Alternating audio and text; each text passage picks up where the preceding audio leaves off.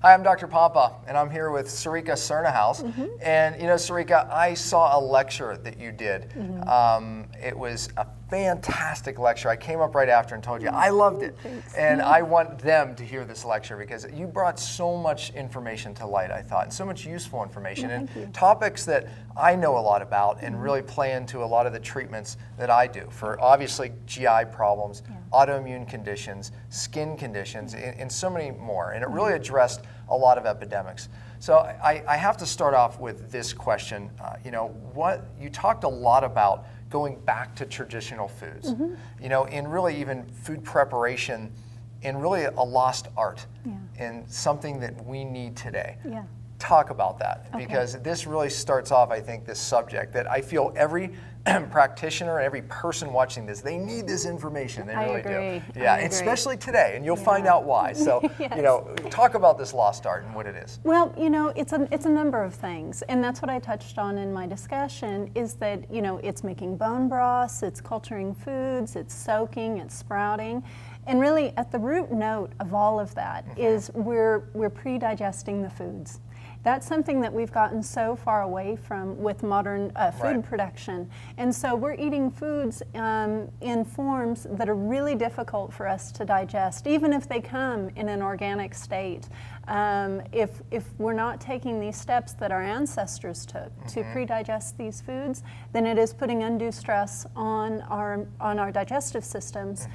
And with all the other stresses that we face in modern times, the least we can do for ourselves is take these extra steps. Right, and I think it's one of the reasons why we're seeing so many GI issues. I mean, it's definitely one of the reasons for sure. You know, okay, so we're talking about doing these ancient processes, you know, that we used to do. You know, what was the major reason? In other words, why did they do it then, and why aren't we doing it today? Right, exactly. Well, who knows? I mean, I wasn't there, but and I thought you were, because you told me that you're at least 500 years old, and that's, wouldn't you love to look like her at age 500? I'm a vampire. Okay, so you weren't there. I wasn't there, but you know, I mean, what we can figure is that one thing is when it comes to culturing foods, that's an excellent way to preserve foods. That's right. Yep, and so, you know, culturing dairy, culturing vegetables, heck, people would even culture meats. You know, they dig them into pits in the ground, and it was a way to preserve these foods through fallow periods, or to be able to use foods that came from a distant area. It would preserve them to get to that area. So not being able to plug in a refrigerator, could have had something to do with it, right? I mean, but because of that, I mean, you know, it's always our modern technology that we rely so much on. I mean, I know when my refrigerator goes out, it's like, you know, it's the end of the world. It is. You know, but, you know, they had to do these things to preserve the foods, right? Yes, they did. You know, but I think that what people don't understand is, you know, it is a lost art, but it's also a lost art in healing, because we now know that the bacteria, the types of bacteria through this fermentation process and culturing is really missing in our GI today. That's right. You know, so talk a little bit about that, because it is leading to other diseases and conditions. Oh, big, yes. And you know, the thing about that is in our rush to always have foods on the shelf, what we've done is we've put things into, you know, a canning medium or into a vinegar bath, or you know, we've used chemical preservatives, additives, and this sort of a thing. And without necessarily knowing so, our ancestors, through their preservation techniques, were actually setting themselves up to be hardier people. And that has been such a disservice to us as we have gone through this industrial revolution, where we do lean so heavily on refrigeration techniques. You know, around the 20s was when that really became more broadly available to America, to Western cultures. And it really has been not to our benefit on balance. Yeah, so I mean, you know, so we're lacking these bacteria. I think there's multiple other reasons why we're, you know, overuse of antibiotics and really living even too hygiene, you know, too much hygiene that's causing, you know, some of these issues. You know, but we're now recognizing that these bacteria, actually, we need them. You know, gosh, there was a great article in Scientific American. Did you see that article? And I actually wrote an article on that, and it talked about, you know, the bacteria in your gut outnumber our cells 10 to 1. You know, it's this ecosystem, or what we call the microbiome, that we're learning. our body can't function without, That's meaning right. that our cells don't have specific function without the bacteria telling them what to do. That's exactly right. Yeah. They give us our expression as humans. Yeah, so literally it's changing how our genes express themselves. That's right. So, what you're saying, by bringing back some of this lost art, we can actually get some of this cellular function back. Absolutely. Yeah. And of course, my favorite is when I can get people to create these foods in their own kitchens. And honestly, it's not hard. But it does require knowing how to do it, and to having the proper ingredients on hand to do it, and then just kind of going for it. But in lieu of that, there are certainly wonderful prepared products. It's kind of a funny thing that we're saying we want to move away from prepared products, but the fact of the matter is most people are pretty accustomed to just going and purchasing things off of the shelf. And to that end, we do have things that are available that are wonderful to help people get used to the flavor profile of what these more traditional flavors are, without too much blood, sweat, and tears going into it. Yeah, you can go to your health food store and buy fermented cabbage, obviously, sauerkraut, right? Yep. But other fermented vegetables, beets, but they're very expensive. They're very and yet at expensive. home, it's so cheap to It make, is right? so incredibly So expensive. I hope in this time you're going to share with us some of these, Sure. how to do some of these cultured vegetables, But Yeah. I really want them to appreciate, just how this is addressing an epidemic, Yeah. And one of the things that I always teach on is there's so many autoimmune conditions Yeah. today, whether it's Hashimoto's, rheumatoid arthritis, lupus. Yeah. In that Scientific American article, they talked about how these bacteria tell our cells to produce something called a T regulatory cell, which is a cell that actually calms down your other T cells Yes. that drive inflammation, Yes. which we need for immunity. Yeah. But if you don't have these certain microorganisms, then you can't produce that function of calming down. We're seeing the immune system, whether it's asthma, allergies, an autoimmune condition, we see this ramping up of the immune system. That's right. This is epidemic.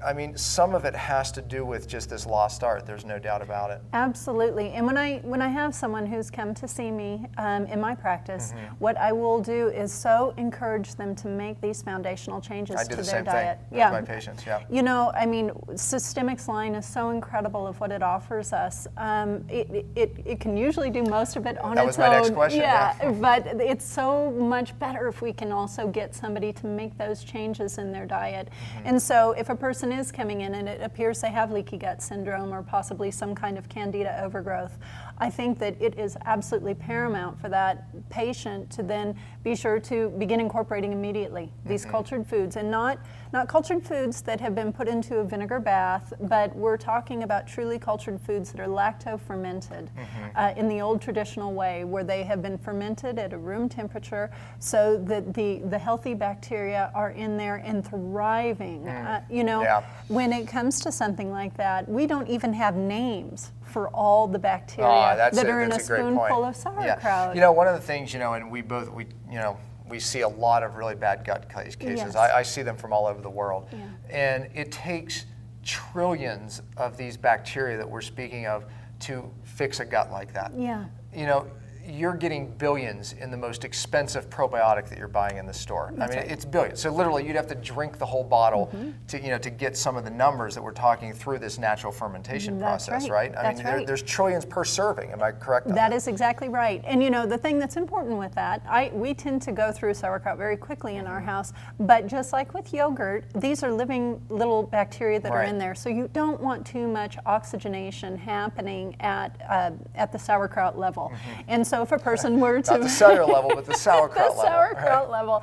So if a person does make their own, I always encourage them to keep them in small containers that are tightly closed once they're done with the fermentation process. Yeah. And crack each open as they need it, because we want them to be viable. It's the same thing as when you go and you purchase... Keep the trillions. You want to keep the trillions. That's exactly right, because we can look at a little container of yogurt, and it'll tell us at time of manufacture there were so many billion bacteria that were in there that they can guarantee. But as we leave that container of yogurt opened for a couple of weeks in the refrigerator, that number diminishes incredibly. So again, the idea of freshness is really an important factor as well. You brought up another great point, and I don't know if the viewers actually picked up on it, but you said that, the type of bacteria. Yeah. In other words, a lot of these bacteria that you're getting in this culturing and fermentation, these are bacteria that you can't get in a pill or a powder. As a matter of fact, a lot of them, I believe, we haven't even discovered yet. That's what I mean. Do you believe that? I totally absolutely. agree. I mean, Absolutely. science,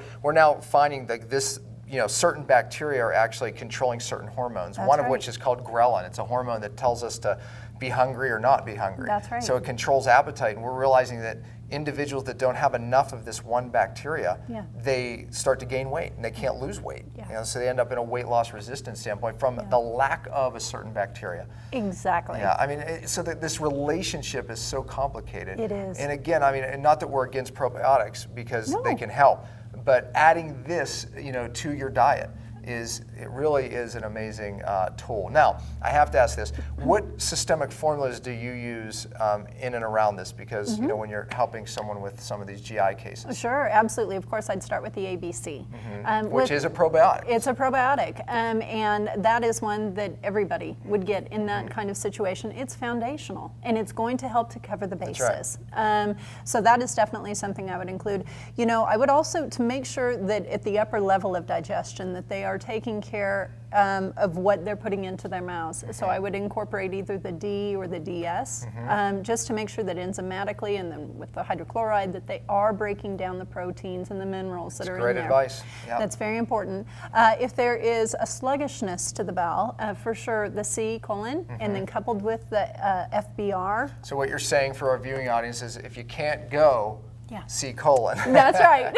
Right. But I mean, if your digestion's slow too, a lot of people aren't breaking down their food. Correct. D-digest helps with that, and it's a natural anti-inflammatory. It's not just taking an enzyme. No. There's actually some natural anti-inflammatories in there. So. And that's one of the things that I was just so moved by with Doc Wheelwright's work is that with these formulas that he created, with this ability to actually heal the tissues themselves because of how they were formulated. Yeah, and so they should have almost a shelf life to their function. What I like to say to patients is, you might need, 2 bottles of this to carry you through, but then after that period of time, let's see how you do without it, because your cells might be healed up well enough that you can take a break from it.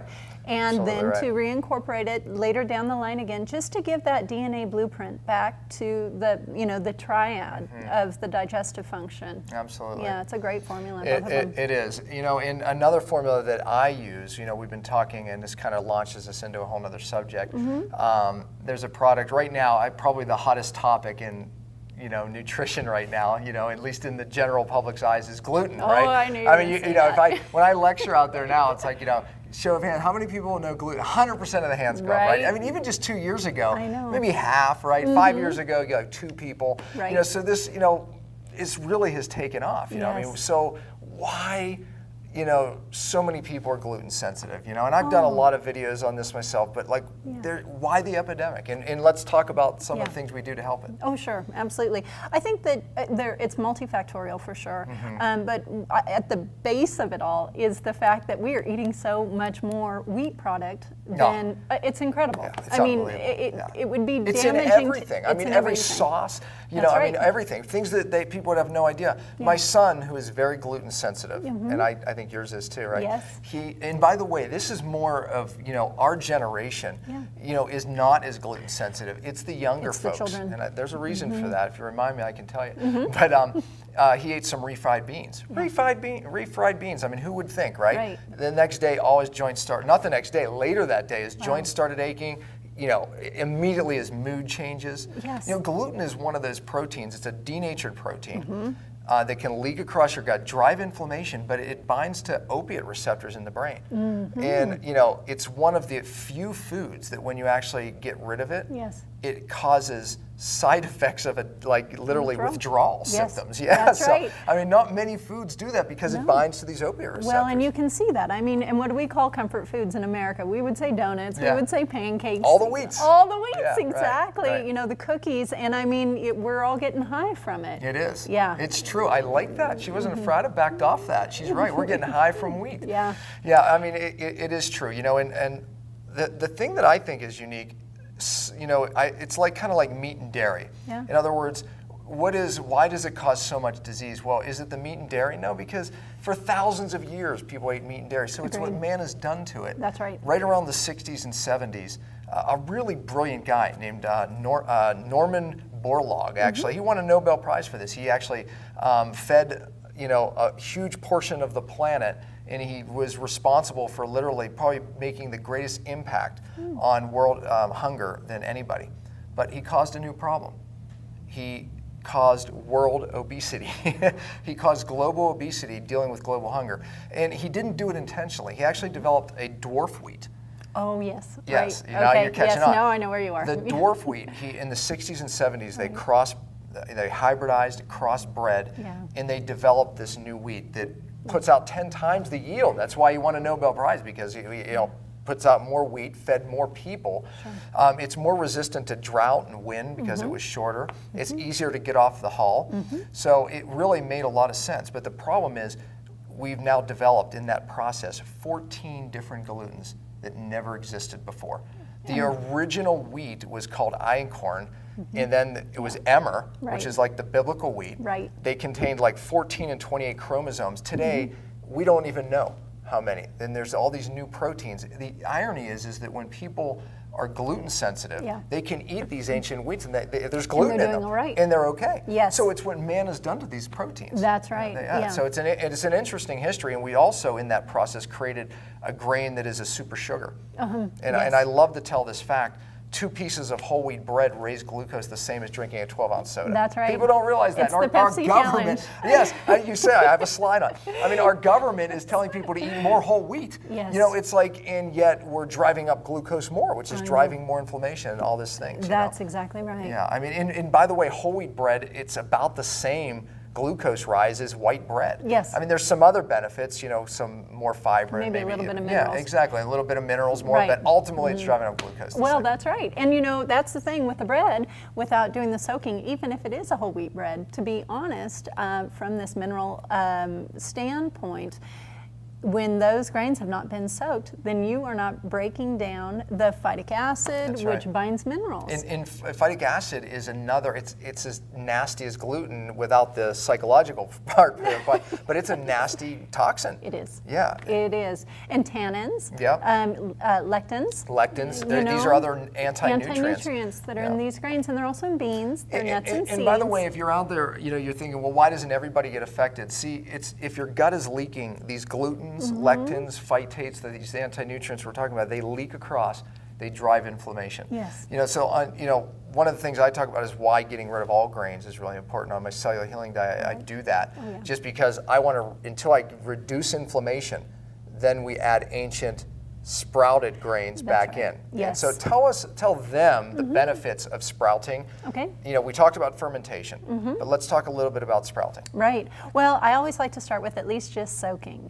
That's just such an easy place to begin, because what you do is you just take whatever the grain is, or the nut, or the seed, or the legume, and what you do is you just soak it at about 110-degree water. And what I like to do then is I'll also add a little bit of active whey. So not the powdered whey that you would get at the natural food store, but yes, a liquid whey that comes off of fresh yogurt or something like that. You don't have to do that part, but I like to, because what you do when you soak with the warm water and the bacteria that are inherent in that whey is it begins to break down the cell wall. It releases enzyme action. I mean, this turns into such a different food that is full of B vitamins. You're losing the lectin, you're losing the tannins, the phytates. And then you're also allowing those wonderful bacteria to begin working on the carbohydrate substrate. And so you're getting a reduction. You reduce the super sugar. You do. And so, what I do at home is I just let it stay at room temperature for about 24 hours.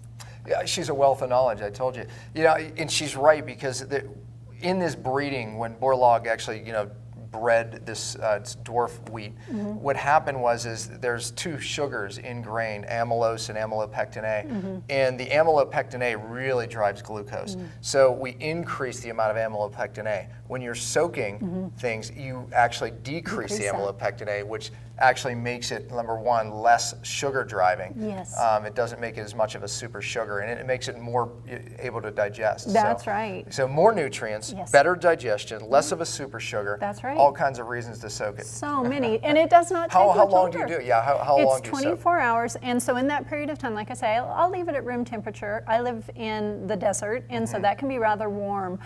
So you want something that's not going to be a freezing cold room. 65 degrees might be a little chilly for those bacteria to be working. So something in the 70 to 80 degree range is a good range. And then what I like to do so that I break up any surface molds that might be coming on that soaked is I spin it, I'll stir it a couple times in that period of time.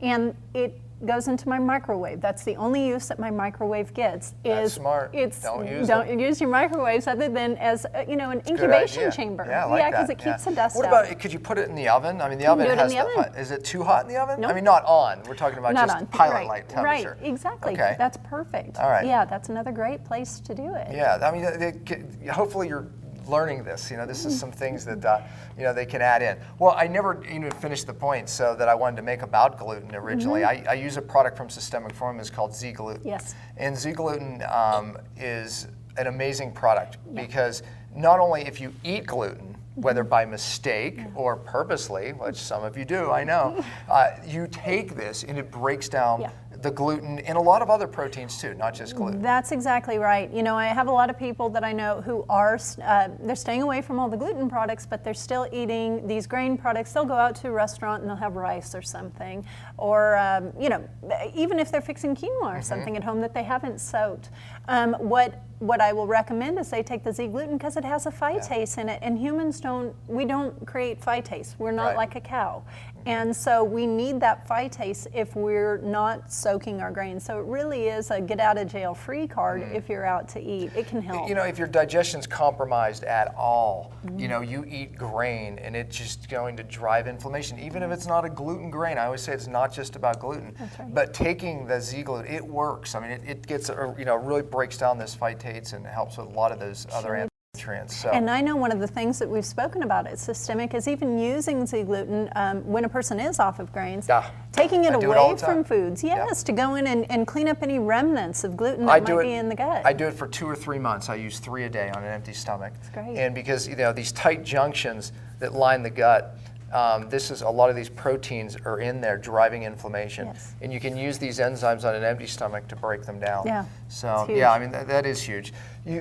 Power-packed information here. Hopefully they're going to put this stuff to practice. But in the talk, you talked about some other things. Sure. So and then the sprouting. So that's the sequelae of doing the soaking. So after you've done a good soaking, if one wants to get into sprouting whatever it is that you have soaked, that's a great thing to do.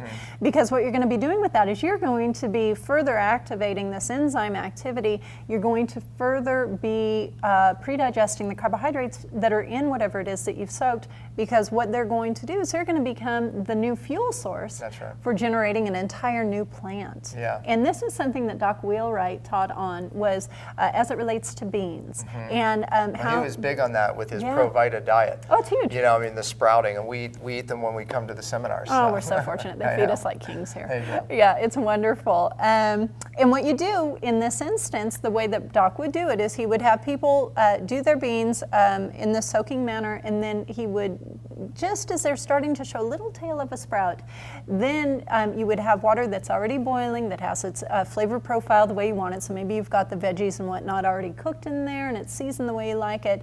You're going to turn down the heat to just below the simmer. And then you put the beans in. And when you cook beans at about 40 minutes at this temperature, what happens is they stay a protein, a vegetarian protein. When we really crank the heat up and we make refried beans maybe, the texture changes. We break down the protein structure and it becomes a carbohydrate-rich food. And so this is a way that people who are wanting to, live a more vegetarian lifestyle, something more plant-based, get better proteins. They can get better protein this way. And the thing is too, is you'll also also end up eating less because it maintains its texture more. You have really a greater satiety that comes from eating less. You know, I just thought of something, you know, when you think about a grocery store and you walk down the cereal aisle, everything in the center, you know, most of it's wheat, grains, you know, everything that we've been talking about in a denatured form. That's I mean, right. you know, it's amazing that more people aren't sick. I mean, when you think of the amazing innate intelligence that we have. I agree. You know, but I mean, the things that we're telling you to do, just some of these simple things of sprouting, soaking, you can take something and make it much more healthy. Much you know, healthier. even just like I said, the proteins, you know, just through that sprouting method. You know, it's huge. How long does it take to sprout? Real Well, fast, it depends on what you're sprouting. Okay. If you're sprouting a whole pea, or if you're sprouting lentils, those sprout very quickly. Like overnight? Oh gosh, they'll even sometimes. I've even seen this with quinoa. They'll start to sprout, you know, while they're still soaking. That little quinoa, you can see the little You sprout think little on that? tail, Yeah, exactly. the little Okay. tail, And, exactly. I mean, really? I mean, so quinoa That sprouts how quickly. long? Oh, golly, if you now remember, I'm at the desert, and so that heat does increase this enzymatic activity. If it's cold, it's going to take you a little bit longer. But gosh, quinoa, I mean, if you let it go for just a few more hours at room temperature, you would see the tail on it. And like lentils overnight? Oh, But easily. like beans take. They can take longer, so you really want to make sure they've had a nice long soaking period, that you started with fresh beans to begin with. You don't want to go get beans that are from the bin at the grocery store. Goodness knows how long those have been sitting out there and oxidizing. And so you do want to buy preferably organic, small batches of whatever it is that you're going to be soaking and then sprouting. So that's going to give you a much livelier food to begin with. And then you give it that nice long warm soaking period. And when I do, say maybe I'll do pinto beans or black beans, I find that those usually, to get that little tail, they might take another 12 hours or so. And in that period of time, what you want to be sure that you do is also just rinse them periodically, so they don't create, you know, any sliminess. We don't want sliminess. Well, even when you, do you always rinse the water? Like, what do you do with the water that you're doing? Like, even when we were talking about the soaking and yes, stuff. I do pour it off. Okay. Now, when I make rolled oats for the kids, which they absolutely love, that is something that can be kind of hard to pour off. And so that's the only one that I just don't really bother. It would with absorb trying. a lot of it, right? absorbs Yeah. so much. It's so hydrophilic. I've even been doing this with coconut flour. And I am so impressed with the results. I don't know if anybody has been working much with coconut flour. It's I really have healthy. for a I long mean, time. it's a heck of a good fiber. It's very, very fibrous. Well, so you know, good. actually, that you led me into my next question Yeah. because, you know, again, you know, treating so many gut patients like I do, you know, and again, when I talk about treating the gut, I'm talking about autoimmune. I'm talking about a lot of things because so much disease starts in the second brain, which is here. right. There's more neurotransmitters in this brain than this brain, and that's why so much, you know, depression and these, you know, types of conditions really start here. Yes. You know, autoimmunity here. So many conditions right here. We're talking about adding in these new bacteria and breaking these foods down, and you know, really some of this lost art in healing. Well, you know, fiber plays a big role. Oh. And a product that you and I both love and adore, Love. Systemic Formulas makes FBR, It's so which good. is all the fiber in it, all the seeds, everything in it. There's no gluten grains. You know, just any grain that says ancient grain, but it's all sprouted. It's all sprouted. Yeah, Yes. which makes people who are very sensitive able to utilize it. That's right. But this fiber feeds these good bacteria. That's so right. how do you use this in your practice? Oh, well, you know, any person who tastes it, they absolutely love it. I love it too. Absolutely, especially when you're telling folks, you know, I really need you to move away from grains. You know, while we're Yeah, I going eat through it this like healing cereal, period. but I well, eat too much maybe, I don't know. No, it will make you go, trust me. You know, and that's when you take something away, you know, it's always nice to have something that tastes really good to put back in its place, and the FBR is a great product that way. And so at home, I always make our own yogurt and kefir, and so which has a tendency to be runnier than what you would buy at the grocery. And I find that the fiber in the FBR product is just so hydrophilic. It is. It just Yeah. it gives such a nice So you can texture add it to the yogurt. to the yogurt. That's a great idea. It's so yummy. Yeah, It's so yummy. I'm a big cultured dairy person myself, you know, and I eat a lot of it. You know, it's again the trillions of these bacteria that you need and different bacteria. But adding the fiber, it feeds the bacteria. Yes. You know, so this It's is the so symbiotic. You know, I know you have so many gut patients out there. You know, you need these products. You know, we Yes. talked about the Z glute breaking these proteins down. decreasing inflammation, digest, huge, probiotics in the ABC, Yes. in the fiber, really is huge. I think when we talk about the gut, people there's so many just classic ways of treating the gut, whether it's glutamine or, of course, probiotics. Aloe, right? Not that there's anything bad with any of those, and I even use some aloe treating it, but learning these new things that we're talking about. Which are very old things. It is, it's new things, yeah, but people aren't doing them, that's the thing. I know. But this is how you get these gut patients well, trust me. Okay, let's move into another topic that you talked about in your lecture, and it was near and dear to my heart. Grass-fed meat. Oh, yes. The world is eating grain-fed meat, Yeah. and again, when we talk about meat causes disease, and I know it forces people to be vegetarians and vegans, but is it the meat or what man has done to the meat? I'm with you on this. Yeah, it's what man has done. Cows are not meant to eat grain. No. It denatures the fats, it changes the fat ratios, and it causes disease. And if it were just grain, that would be problematic enough. But it isn't just grain, it's GMO grains. It's a whole other subject. That's a whole other subject. We got to talk a little bit about that. Yeah. This is too good of an interview. It's huge. That's such a huge issue. But then on top of that, it's what they also call byproduct feedstuffs. And that is also the cast off from candy production, the wrappers that candies are packaged in. It's bread. Yes, do you realize what she's saying? That the cows are not only eating just grain, which they're not meant to eat, they're eating candy. They're eating candy wrappers. And the wrappers. And this constitutes something that is passable. And that is incredible. So what you're saying is the FDA thinks this is okay, or the USDA. I guess it would be the USDA. Yeah, they're saying this is okay. Yeah, that there's a portion of that is okay. And research shows that for every day that a cow is off of grass, a cow is a ruminant. It has 4 stomachs. It is designed to eat grass. Those grasses are over 60% omega-3 fatty acids in their composition. And so when we eat a cow that has been eating the grass, we are eating at the top of the food chain, and we are getting such a rich source of omega-3s. Well, in the right ratio with other fats. That's right. So every day that a cow does go to feedlot, the ratio from omega-3 to omega-6 continues. That's right. Yeah, in nature, I always say we should be somewhere between 1:1 to 4:1, even maybe 5:1. We're seeing now ratios of these omega-6 to omega-3s 20:1. That's right. 30:1 in certain cases. Which maybe to some of our viewers that doesn't mean a lot. Well, we're finding out now that actually the ratio of omega-6 to omega-3 matters more even than the individual fats. That's right. So when we're eating these grain-fed cows, we're getting these ratios that drive inflammation. Absolutely. But when you're eating grass-fed, what it's meant to, the ratio is right. That's right. There's a lot of people, we're vitamin crazy, I would say, in this country, and I always say there's really only a handful of vitamins that people really, really lack. Vitamin D, most of you watching know. Yeah. But the number one deficiency is probably something that even most of our practitioners don't know. It's vitamin K2. Yeah. It's estimated that almost 100% of the population is deficient, and the reason why is we're eating grass-fed nothing. That's right. It's a fat-soluble vitamin that's in the fat, Yeah. in the dairy, in the meat, That's right. and we're not eating it. That's right. Yep. And there's And another keep in fat mind. that's in grass-fed, it's conjugated linoleic acid. Huge. Talk a little bit about that in your talk. You Oh talked my all goodness! about it. That is it has shown such effect in terms of anti-cancer properties, anti-inflammatory properties, and just like with moving on to grain-fed, as these animals come off of grass, that CLA just dives down, and it shows up too in the milk, in the dairy products. The CLA, if those dairy cows, and I grew up in Central California, I know what those feedlots look like.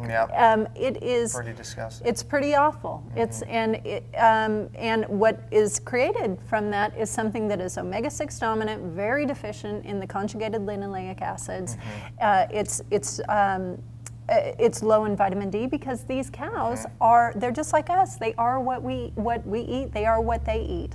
And when we consume them and we consume the products that come from them, if they are not eating the diet that they're designed to eat, then we're going to be eating a diet that we're not designed to eat. We're talking about 3 of the major deficiencies right here. We're talking about vitamin K2, we're talking about vitamin D, Yes. and we're talking about conjugated linoleic acid, which you actually need to burn fat for energy. Yes. And most Americans are severely deficient because right. we're not eating grass-fed anything. That's right. Yeah, I mean, it's you have to understand vitamin K2 I remember the calcium craze. It's still going on to an extent. Yeah. It's like everyone wanted to take calcium. I'm looking at the just some epidemiological studies going, gosh, the Chinese get on average 500 milligrams a day of calcium, and yet they don't have osteoporosis. That's right. We take in 1,700 milligrams of calcium, and we lead the world. That's right. Yeah, and we get kidney stones. Right, yeah, exactly. So what's going on? Well, you can take all the calcium you want, folks, but the fact is it's vitamin K2 that tells the calcium to go into the bone, into the cell. That's right. And when you don't have enough K2, where does it go? You already mentioned one place. Kidney stones. Kidney stones, absolutely. Atherosclerosis. That's right. Absolutely. In the joints. In the joints, Absolutely. osteoarthritis. Yeah. So, it's really important. It is so important. And it's another product, of course, because of these deficiencies. Systemic has a formula. It's a liquid vitamin D. Yes. One of my favorite formulas. And I would say one of my most often used formulas, at least systemically across the board. That's right. Most vitamin D's products out there, they're not balanced with vitamin K or vitamin A. Right. There's this balance in nature when we talked about it, in the grass-fed. And we hear a lot about vitamin D and taking vitamin D, too much of it causing toxicity. Well, it's not the vitamin D. Right.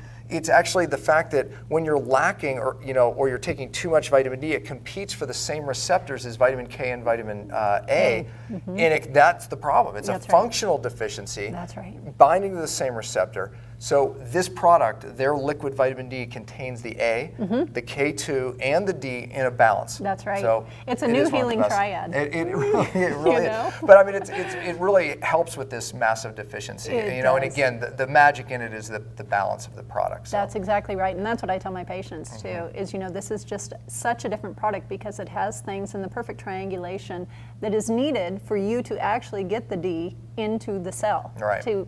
That's just such a big difference rather than taking 10,000 IUs of vitamin D from Well, that's what people are doing. off the shelf. And people are just giving, even a lot of practitioners, just loading people up with vitamin D. That's right. And meanwhile, they're already severely K deficient. Yeah. It's leading to hip fractures. So, guys, it's not the vitamin D. It's the fact that these things have to be in balance, very similar to the fats. It is. So. Yeah. And going back to the meats, one of the things that I also talk about with folks as such a foundational part of a healthy kitchen, a traditional healthy kitchen, is using bone broths. And I use bone broths that are from grass-fed animal sources. You can also use wild-caught fish. You could use if you're lucky enough to have access to an entire fish carcass, and I know that sounds like a weird thing to say, but they're hard to come by. I can come up with weirder. So, all of these are just such deep nutrition that like the vitamin K formula, they work synergistically together. So if a person has a lovely bone broth that's going in their kitchen that is made from these grass-fed sources, that's rich in glycerin. You can tell she spends a lot of time in the kitchen because she refers to it as lovely and this. And, so it's like an art to you. And you are. You're an artist in the kitchen. Well, it makes my house smell so good. And so you do. When you have something like this as a foundational tool, then you can use that with your sprouted grains. And your sprouted grains or your sprouted beans working in a broth like this just drives the body's ability to take up greater nutrition from the fat-soluble vitamins that are in those foods. And the taste is phenomenal. Wow. And if you wanted to throw some grass-fed ghee on top of it all, which is clarified butter, then you really just have a perfect dish. Oh man, now you're talking all the perfect Yummy. fats, nutrients, and everything. Yeah. Wow. A place that I use beef broth or stock is, we talked a little bit about candida and some of these, really dysbiosis where you have too much of the bad guys, not enough of the good. This is an epidemic, right? We've talked all about it. I put people on different beef stock fasts where we starve down all the bacteria. And then we come in with these fermented products that we've been talking about, and even the FBR, feed the bacteria, and we re-inoculate with the bacteria. Look, folks, it's magic, I'm telling you. It is. Beef broth, you can fast on it, and there's so much collagen and amino acids. That's right. You can maintain your muscle unlike a water fast, but you starve down these bacteria and you can fix that dysbiosis. Oh, absolutely. And the thing that's so lovely too is that in that beef broth, if it's made from a healthy animal that has been weight bearing, and I say this because some folks will just go and they'll pick up a chicken, but a factory raised chicken will not necessarily be a weight-bearing animal. And the importance of that is that it's in the structure of the bone itself. If that animal wasn't able to support itself, then it's not going to have a good gelatin store that it's going to create in the broth. I never thought about that. Yeah. It's so important. And so what you want is a healthy animal that's been out on pasture, and since you're buying the bones, you're going to be paying less than you would for a muscle cut. So it may cost more than other bones, but it's going to be a lot less than a muscle cut. So most folks can afford that. And what you want is a broth that then is going to be rich in this gelatin. Gelatin is, it's an incomplete protein, but what it has in it are different amino acids that actually drive the formation of healthy new tissue. That's why, for a long, long time, women have used, gelatin for nails and hair and skin. It's because it's got the amino acids that are necessary for your body to use what's there, rather than going and robbing what is needed from the hair, the skin, the nails. And so when a person is really replete in these amino acids, then the body can function more optimally. I know it'll steal some of those amino acids from our lymphatics, for our lymph system, where a lot of those proteins in it, so it actually can compromise your detox pathways, your lymphatic system. Yes. Yep, the glycine that is in gelatin. Our body's ability to detoxify, the liver's ability to detoxify, is only as good as the glycine stores we have available. And one of the richest sources that nobody's eating is bone broth. Yeah. Well, is there a difference for, beef stock?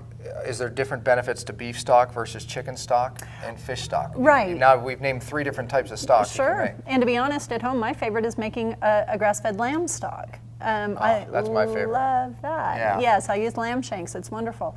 Can they eat the marrow as well? For sure. Yeah, I tell my patients to eat the marrow, but I want you to tell them. It's so nutritious. Now you're talking about a whole nother level of health. Yep, I'm a practitioner of traditional Chinese medicine, and in Chinese medicine, one of the things that we talk about is if there's weakness in a given tissue, then it's a good idea to eat foods that are going to support that. And sometimes it's the actual other tissue itself. It's going to give you that nutrition. When we are talking about the marrow, in Chinese medicine, the marrow is recognized as the font of our vitality. We call it the Jing essence in Chinese medicine, and it's what feeds the brain, the spinal cord, our own marrow. And so absolutely, consuming the marrow of a grass-fed animal. Remember, it's important that it be that, because you are eating at the very top of the food chain. It's like eating the liver of a grass-fed animal. You don't want to do that with a factory farmed animal, because you're going to be getting the toxins that are there. But when it comes to the marrow, that is the creme de la creme of nutrition right there. Wow, I mean, such great information. We're talking about, this epidemic of autoimmune conditions, and the treatment is what? More steroids, even chemotherapy drugs now, and antibiotics. Why antibiotics? Why do they use antibiotics? Because they get the relationship. We kill off some of these bad guys, but then what do? They come off the antibiotic and they feel better. You put these autoimmune patients on antibiotic, their symptoms go away. For sure. But what happens when they come off?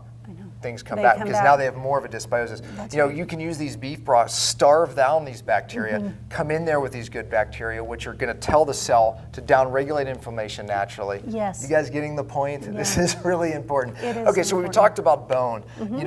What's some of the other formulas? Systemic formulas. I know you use a lot of them. Give us some things that you do with that. Well, if I'm trying to really re-up someone's essence that way, really using the Chinese element formulas that Doc Wheelwright created, that's a terrific place to begin. So you could use something like the Wood Tonify. That's a blood tonifier.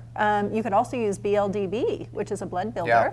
You could use a PRO formula, the Nutriprotein. That's a great formula. That's an excellent formula to make sure that you're actually breaking down the proteins. That's something I've learned over the years, is that a person can be putting a lot of money and effort into consuming the best foods, but if we're not breaking them down, then we're not getting the nutrition into our bodies where it belongs. And it's just passing right through us. And so formulas like this, they help us to break it down. Now, another thing that happens when people have been deficient in protein and they haven't been eating well, the digestive enzymes are probably off the mark. The hydrochloric acid, as we age, that decreases.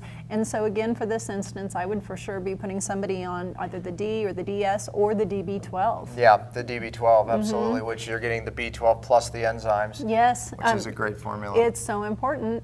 And you could be using the C colon, but the liver formulas as well. I was going there. Yeah, those are They're some of my favorite. Yeah, I mean, how can you talk about a GI case or helping the GI without talking about the liver formula. It's foundational. Yeah, even LB. Yep, I mean, the gallbladder, just hepatic biliary sludge. So many people, really just bind up with toxins in the gallbladder. Most of the toxins are brought to the liver. There they have to be dealt with. They end up going into the bile. Yeah. And then the new product. Oh, bind. Yes, exactly. GSH and bind, intracellular detox system. Yeah. We raise intercellular glutathione, Yes. which is where the magic happens. That gets the toxins out of the cell. Yeah.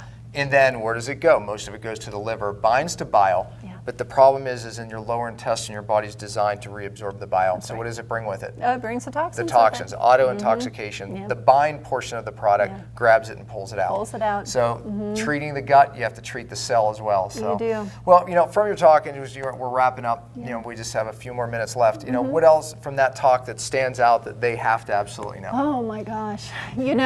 Just to get into the habit of doing one thing, even if it is just making yogurt, or if you try your hand at making a kraut or a kimchi, or if it's making a broth, or if it's just soaking some grains, getting into the habit of just one thing so that it becomes common for you. That it's a method that and a rhythm that you get into.